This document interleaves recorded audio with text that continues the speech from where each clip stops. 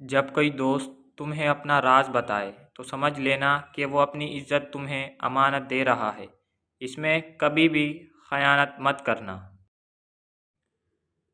کسی کا عیب تلاش کرنے والے کی مثال اس مکھی جیسی ہے جو سارا خوبصورت جسم چھوڑ کر صرف زخم پر بیٹھتی ہے۔ وقت اور دولت دو ایسی چیزیں ہیں جو انسان کے اختیار میں نہیں۔ وقت انسان کو مجبور اور دولت مغرور بنا دیتی ہے۔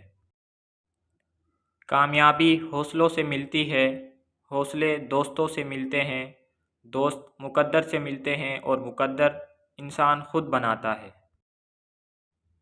تین چیزیں ایمان کو تباہ کر دیتی ہیں: امیروں کی محفل، عورتوں کی صحبت، جاہلوں سے بحث۔ کسی نے حضرت علی سے پوچھا، جب ہماری قسمت پہلے سے ہی لکھ دی گئی ہے تو دعا کا کیا فائدہ؟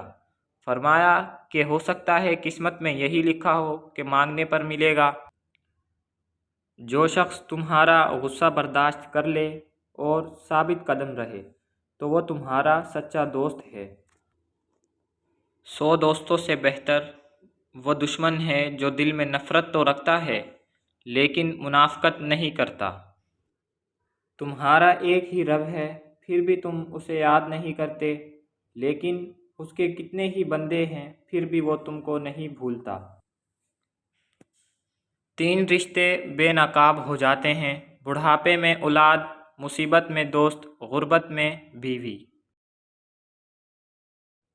جیسے جہالت کی بات کہنے میں کوئی خوبی نہیں، ایسا ہی حق سے چھپے رہنے میں کوئی بھلائی نہیں۔